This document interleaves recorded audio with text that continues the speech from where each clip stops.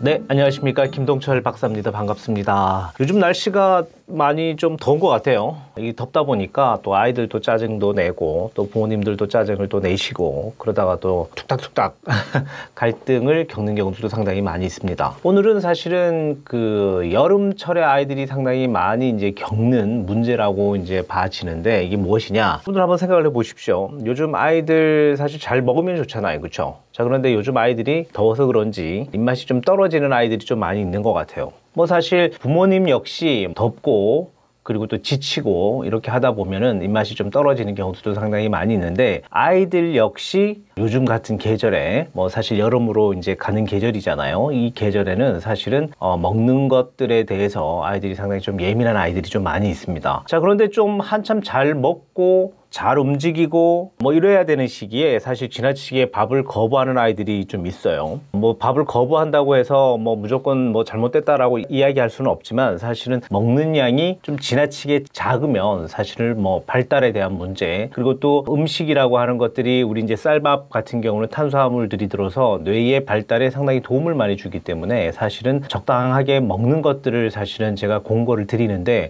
너무 작게 먹어서 엄마들이 마음이 상하고 그리고 또 걱정하고 또 애타는 경우들이 상당히 많이 있는 것 같아요. 그래서 오늘은 아이와 밥 먹는 거에 대해서 부모님하고 전쟁이 일어나는 부분들, 이 부분에 대해서 오늘 이야기를 드릴 겁니다. 자, 그런데 어떤 부모님들은 저한테 이제 이런 얘기들도 합니다. 자, 아이들이 많이 먹지 않고 먹는 거를 자꾸 거부하다 보니 결국은 먹는 거에 대한 습관이 좀 잡히지 않아서 그런 것 같아요 라고 이제 질문을 하신 분들도 계시고, 너무 지나치게 먹지 않고 음식에 대해서 거부를 하니까 우리 아이가 혹시 섭식 장애가 아닐까요? 라고 이야기를 하시는 분들도 있습니다. 자, 그래서 사실은 섭식 장애라고 하는 것들은 뭐 다양하게 아이를 관찰하고 평가하고 그런 검사들을 좀 이루어져야 되는 것이지만 단순한 편식일 수도 있고 아니면 편식이 아닌 섭식에 대한 문제가 발생이 되었을 수도 있습니다. 자, 이러한 부분들에 대해서 오늘 하나하나 좀 생각을 해보고 그리고 또 이야기를 해드리도록 하겠습니다. 자, 밥 먹는 자체를 거부하는 아이가 있고 또 음식에 대한 부적응에 관련돼 있어서 사실 좀 싫어하는 아이들이 있는데, 이러한 것들도 사실 섭식에 대한 발달에 대한 섭식 문제라고 이야기는 하지 사실은 섭식 장애라고 이야기하지는 않습니다. 보통 이렇게 영유 아이들 같은 경우에는 뭐 사실 잘못된 식습관이 있기 때문에 그런 것이지 뭐 이러한 것들이 이제 섭식 장애다라고 우리가 너무 판단해서 아이를 그렇게 본다라고 한다면 심리적 문제, 정신적 문제 이러한 것들이 같이 또 동반돼서 또 다양한 또 치료라든지 뭐 약물 복용도 받아야 되는 부분들이 있기 때문에 우리는 이렇게 섭식 장애다라고 규정을 지어놓고 이야기를 하지 않는 걸로 그렇게 하겠습니다. 자, 그러면 잘못된 식습관, 그 원인은 무엇일까? 자, 첫 번째는 이런 거가 있습니다. 예민한 감각. 자, 아이들마다 기질 성향들이 좀 많이 좀 다르죠. 자, 그렇다 보니까 예민한 감각에 특히 이제 음식과 결부가 된다면 아이들이 음식 먹는 거에 대해서 좀 불편할 수가 있습니다. 그래서 예민한 아이들 같은 경우에는 음식에 대해서 거부를 하는데 뭐 이제 작고 민감한 어떤 반응에 대해서 우리 아이는 너무 자극적으로 반응이 될 수가 있는데, 이제 예를 들어 이런 거죠. 음식의 향이나 그러니까 냄새라든지 형태 모양이나 아니면 입에 넣었을 때 너무 딱딱하게 느껴진다거나 아니면 너무 흐물흐물하게 느껴진다거나 아니면 향이 강하다고 본인이 생각할 때 거부 반응이 생기는 경우들이 있습니다. 자, 그러면 이러한 문제들, 분명히 뭐 이러한 문제들로 아이의 기질 성향에 대한 문제들이기 때문에 뭐 아이의 입맛에 맞고 그리고 또 예민하지 않은 음식만 찾아서 먹인다라고 하는 것도 분명히 좀 어려운 부분들이 있을 겁니다. 자, 그리고 또 어떤 아이들이 이러한 여러 가지 식관 문제가 있느냐면 산만하고 집중이 좀 잘 안 되는 아이, 그러니까 약간의 과잉 행동을 하는 아이들이 또 이렇게 식습관에 문제가 있는 경우들이 좀 많이 있습니다.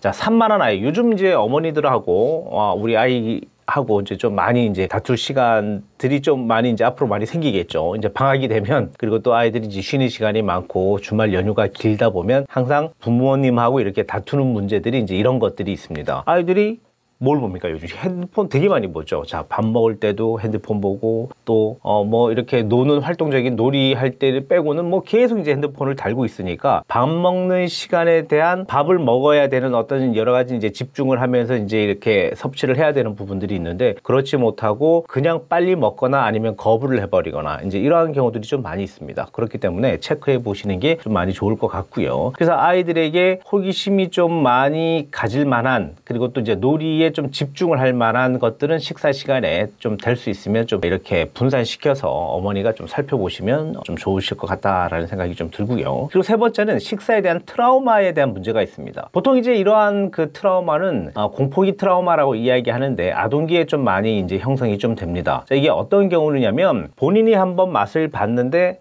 되게 이제 놀란 거예요. 처음 맛본 거에 대한 음식에 대한 거부 반응이 공포로 좀 많이 다가와서 이런 상황이 또 반복적으로 일어난다면 스스로가 상당히 이제 두렵기도 하고 그리고 또 먹는 거에 대해서 부정적인 생각들이 이제 상당히 많이 들기 때문에 자, 이러한 것들이 하나가 아닌 다양한 것들이 만들어진다면 이것도 문제가 될 수는 있지만 사실은 하나만 이러한 문제가 있어도 전반적인 음식에 대한 거부, 음식에 대한 불편함을 호소하는 경우들이 상당히 많이 있습니다. 자, 그러면 우리 아이가 처음부터 어떤 음식을 먹고 그렇게 됐는지 우리는 알 수는 없죠. 자녀들 하나하나 우리가 챙기지 못하는 부분들은 사실 아이의 기질 성향, 아까도 제가 얘기 드렸던 것처럼 음식에 대한 미각이라든지 음식을 받아들인 여러 가지의 감각적인 요소들이 다 다르기 때문에 그러한 부분들을 부모님들이 하나하나 체크해 나가기는 상당히 어렵습니다. 자, 그런데 식습관에 대한 문제가 생겨서 체크를 해봤더니 이러한 공포 트라우마, 음식에 대한 공포 트라우마를 갖고 있는 아이들도 여럿 있더라. 그래서 제가 이 얘기까지 드렸습니다. 여러분들 뭐 다들 잘 아시겠지만 사실 먹는 거에 대한 문제가 사실은 뭐 다양한 문제로 이제 발전이 될 수 있지만 식습관도 애착의 영향을 받는 경우들이 상당히 좀 많이 있다라고도 이야기를 합니다. 자, 왜냐하면 이제 애착이 이제 그 발생이 되면 사실 울거나 아니면 뭐 예를 든다면 뭐 계속 뭔가 욕구적인 문제들이 발생이 되기 때문에 계속 때를 쓰거나 칭얼거리거나 자기에 대한 감정 욕구를 계속 표출을 하면서 뭔가를 받아들이기를 원하거든요. 그런데 밥이라고 하는 그러니까 음식물에 대해서 우리 아이가 거부를 하면 부모님은 어떻게든 그 문제를 해결해 주려고 애착에 대한 문제를 해결해 주려고 아이들에게 뭔가를 자꾸 제시를 하는 경우들이 상당히 많이 있어요. 제시뿐만 아니고 보상도 하는 경우도 있고 예를 든다면 이런 거죠. 밥을 잘 먹으면 뭐를 사주겠다. 그리고 또 밥을 잘 먹으면 이런 것들을 해주겠다 뭐 이런 식으로. 그리고 우리 아이가 분명히 하지 않아야 되는 나쁜 행동인데도 불구하고 밥을 먹으면 묵인되는 경우들도 상당히 좀 있습니다. 자, 이러한 상황이 계속 발전이 계속 됨으로 인해 가지고 아이들은 애착에 대한 문제를 밥이라고 하는 식사에 대한 것들과 결부를 시켜서 하나의 뭐라고 해야 될까요? 이용을 한다라고 할까요? 자, 아이들은 사실은 어른들보다 뭐 이렇게 복잡한 생각이라든지 전략적으로 생각하지는 못합니다. 단순하게 내가 뭔가를 해결하기 위해서 어떠한 부분들을 걸어서 부모님에게 보상을 받아야겠다. 자, 이러한 것들이 식습관에 관련된 문제로도 많이 온다라고도 합니다.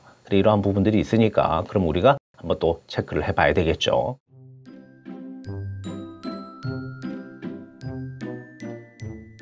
자, 코리 엄마가 이렇게 질문을 하셨어요. 그럼 어떻게 하면 좋을까요? 뭐 저도 마찬가지지만 이게 사실 좋은 결과 그리고 또 좋은 하나의 치료 교육이 되면 상당히 좋은데 이게 사실 그렇게 만만한 어떤 습관을 고치는 부분들은 분명히 아닙니다. 그래서 우리가 좀 신경을 좀 많이 써주면 좋은데 보통 우리 이제 그 전문가들이 이야기를 많이 할 때 이제 이런 얘기들을 하죠. 아이들이 어떤 부정적인 어떤 음식에 대해서 부정적인 일들이 많이 생기거나 거부를 많이 한다면 조금씩 쪼개서 큰 문제가 아닌 것처럼 작게 하나씩 해결해 나가면 나중에 큰 것들이 다 해결이 된다라고 하는 이야기들을 하긴 합니다. 자, 예를 든다면 이런 것이죠. 많은 음식이 아닌 정말 작은 소량의 음식을 먹여보는 거고 그리고 또 이 먹여보기 위해서 상당히 많은 노력을 하셔야 되겠지만 이 작은 거 일단은 먹어봐.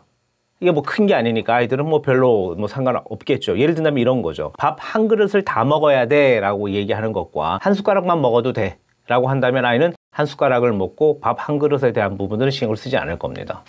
자, 그러니까 밥 한 숟가락에 대한 부분들은 긍정적인 생각을 가질 수가 있다는 것이죠. 자, 큰 것들 말고 작은 것들로 일단은 시작을 해서 조금씩 늘려나가면 또 해결이 될 수 있다라고 이야기를 드릴 수가 있겠고 자, 이러한 것들이 우리 아동 심리에서는 거부 반응에 대한 점차적 발달, 그러니까 발전, 뭐 이렇게 이제 보는데 점차적인 발달과 발전을 가지고 위해서 작게 조금씩 계단을 한 계단 오르듯이 이렇게 천천히 한번 해보시면 어떨까라고 하는 생각들이 좀 듭니다. 그리고 아이들 같은 경우는 낯선 재료, 낯선 음식, 낯선 거에 대한 거부 반응이 상당히 많이 있습니다. 자, 그럼 이럴 때는 어떻게 하느냐면 낯선 거지만 낯선 거와 거부감이 조금 더 친근하게 다가갈 수 있는 그 중간의 매개체를 통하면 됩니다. 예를 들면 이런 거죠. 당근을 싫어하는데, 예를 들어 당근을 아이들이 뭐 잘 못 먹잖아요. 그리고 또 싫어하는 아이들도 많은데 당근을 토끼가 좋아해요.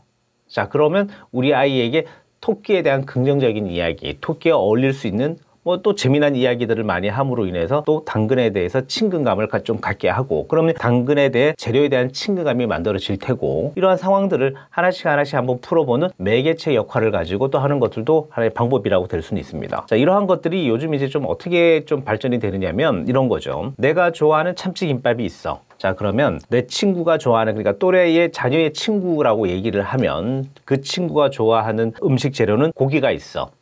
자, 참치와 고기 김밥이 두 개가 있죠. 자, 이걸 두 개를 합쳐보는 거예요. 그럼 참치와 고기가 합쳐지겠죠. 그렇죠? 이 아이는 참치를 좋아하고 이 아이는 고기를 좋아합니다. 또 다른 아이는 야채를 좋아하는 아이가 있어요.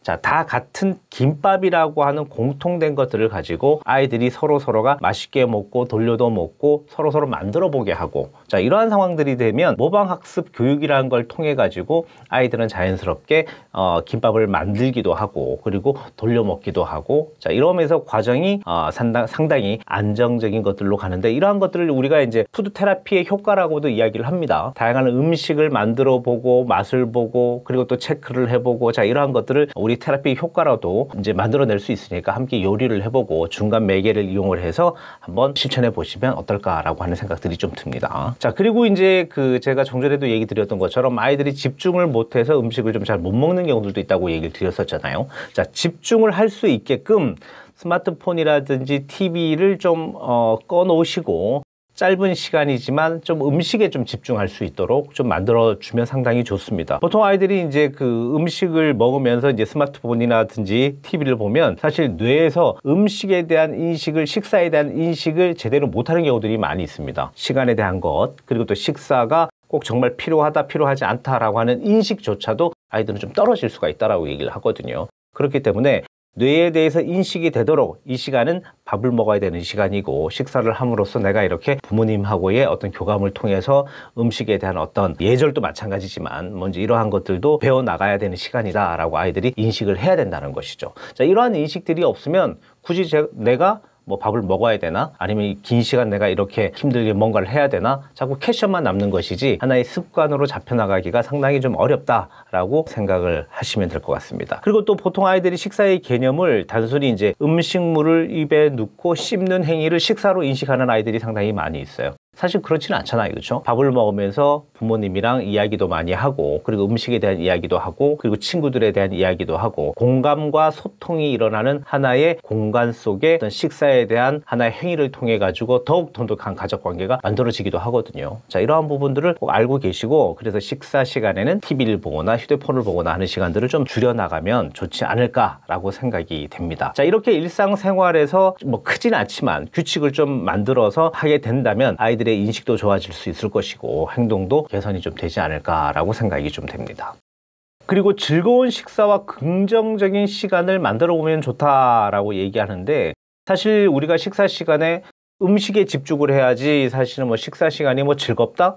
뭐 이렇게 이야기하기는 조금 많이 어려울 수는 있습니다. 자, 그런데 음식을 먹을 때 즐겁다라고 얘기하는 부분들은 뭐냐면, 혼자 음식을 먹는 것보다 가족이 함께 먹는 것들이 훨씬 더 즐겁겠죠. 그렇죠? 그리고 또 먹는 음식에 대해서 맛에 대한 품평을 가족들이 같이 하는 부분들이 있기 때문에 스스로도 맛을 봐야 품평을 할 수 있는 부분들이 같이 또 이어지기도 합니다. 그렇기 때문에 먹기 싫은 음식도 한번 먹어볼 수도 있고, 그리고 또 새로운 음식도 접할 수도 있고, 그리고 나는 못 먹지만 예를 든다면 형제 자매들이 먹는 모습을 보고 나도 한번 먹어봐야겠다라고 생각을 하는 경우들도 있거든요. 그렇기 때문에 이러한 것들은 즐거운 식사에 기반이 되는 것이고, 즐거운 식사는 결국 기억 속에 긍정적인 어떤 모습들이 만들어지는 부분들이 있기 때문에 식사 시간에 긍정성을 만들어준다면 아마 상당히 좋은 하나의 팁이 되지 않을까라고 또 생각을 합니다. 그리고 이제 아이와 소통하기라고 하는 것들이 이제 하나가 있는데, 사실 아이의 마음에 대해서 우리가 한번 점검해 볼 필요는 있어요. 우리가 강제적으로 먹어라 근데 아이들이 먹지 않습니다. 그럼 부모님이 어떤 말을 해서 아이들에게 먹이려고 노력을 하고 어떤 경우는 화를 내는 경우도 있고 아주 큰 보상을 하는 경우도 있고 숟가락을 들고 쫓아다니면서 입에 넣으려고 하는 경우들이 상당히 많이 있잖아요. 자, 그런데 이러한 것들을 자세히 보면 일방적인 대화거나 부모님의 일방적인 대화 그리고 부모의 일방적으로 뭔가 자꾸 이제 아이에게 먹이려고 하는 일방적인 행동. 자, 어떻게 보면 소통이 잘 되었다? 자, 소통이 잘 안 된 경우도 상당히 많이 있습니다. 자, 그렇다면 아이에게 물어봐야죠. 왜? 어떻게 무슨 문제가 있어서 이러냐라고 하는 왜 먹지 않느냐라고 하는 것들을 조금씩 물어보시고 그리고 서로 소통을 하면 교합점이 생길 것이고 서로 안 된다라고 하는 중간에 합일점이 생길 가능성이 상당히 높습니다. 그럼 그 부분으로부터 시작을 해서 아이의 먹는 것들을 좀 이렇게 개선을 해 나간다면 아이와의 교감이라고 하는 시간들이 상당히 좋아질 것이고요. 소통이 됨으로 인해서 부모님을 믿고 양육자 역시 아이를 믿고 하나하나씩 해결해 나가는 그런 부분들이 아마 될 것 같습니다. 자, 우리 아이가 밥을 잘 먹는다. 잘 먹으면 키도 크고 머리도 좋아지고 모든 것들이 다 좋아지겠죠. 자, 그런데 여러분들은 너무 이러한 부분들을 조급하게 생각을 하시면 결국은 식사를 강요하게 되는 부분들이 만들어집니다. 그렇기 때문에 너무 강요하지 마시고 그리고 너무 조급증을 갖고 계시지 말고 한 숟갈 두 숟갈 뭐 재밌게 이제 먹거나 아이들이 조금씩 커가면서 조금씩 음식량이 좀 늘어나는 일들이 뭐 사실 자연스러운 부분들이니까 지금 우리 아이가 너무 조금씩 먹는다고 해가지고 너무 걱정을 하거나 너무 조급하지는 않으셨으면 좋겠다라고 하는 생각이 듭니다. 자, 그리고 이제 그 해결하는 방법들은 뭐 여러 가지가 있는데 사실 아이들에게 가장 좋은 방법들은 칭찬과 보상 주기. 자, 이러한 부분들이 아이에게 상당히 좀 많이 좋잖아요. 자, 그런 것처럼 우리 아이에게 보상을 주면 상당히 좋으니까 칭찬도 많이 해주시고 보상도 많이 해주시면 좋으실 것 같습니다.